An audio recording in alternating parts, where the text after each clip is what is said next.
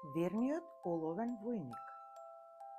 Си беше еднаш едно момче кое за роден ден доби кутија со оловни војници. Сите војници изгледаа прекрасно, но на еден војник му недостигаше една нога. Можеби затоа што немало доволно метал за да биде целосно довршен. И покрај тоа, овој војник, кој стоеше гордо и исправено како пушка, му беше омилен на момчето.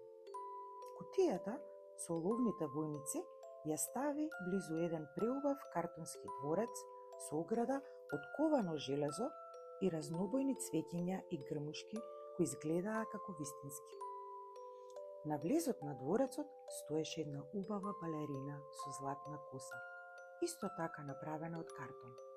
Таа стоеше на врвовите на прстите на една нога, додека другата нога, високо крената во арабеска, и беше покриена од долгиот балетски фустан. Кога војникот ја здогледа, мислејќи дека и таа има само една нога, веднаш се заљуби души во неа. Љубовта ме погоди здраво, со златна стрела во срце право. Едно знај, иако една нога немаш, од љубов здив ми земаш. На полноќ, кога сите спиеа, играчките оживуваа и почнуваа да шетаат по собата. Војникот со една нога излезе од кутијата заедно со неговите другари војници, марширајќи во колона и застана онаму од каде што можеше заљубено да гледа во балерината. На неговите погледи полни со љубов, таа му одговори со насмевки и кимнувања. И таа го љубеше него.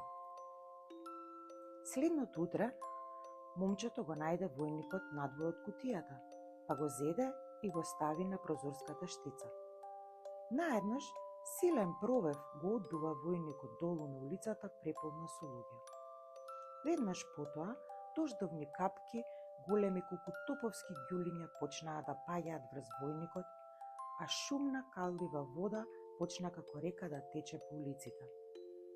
Момчето истрча да го бара, но многу текочи и минувачи сосема го зацкриваа.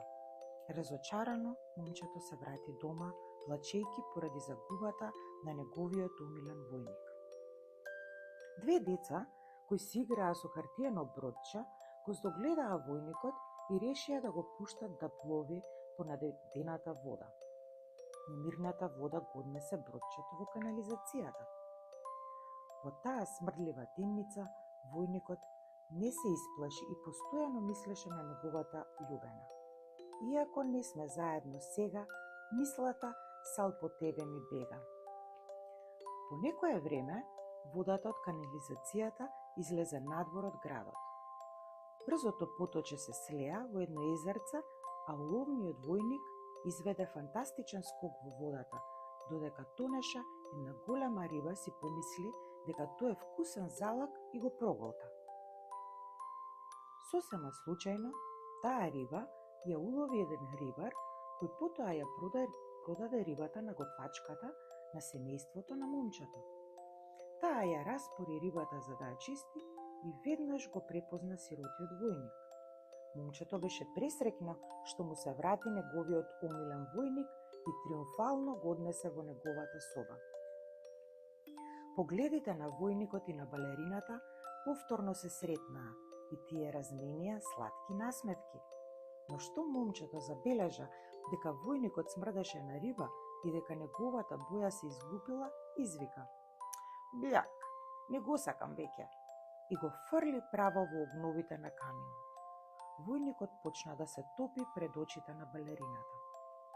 Одеднаш низ собата профучи силен провев која крена балерината во воздух, а таа се спушти и со грациозна пируета право во огнот слета. Стопениот метал од војникот и топлата пепел од балерината се споја во нежна прегратка и од тој миг веќе ништо не можеше да ги раздели. По ништо друго срцево не копнее, љубовен оган во нас беснее.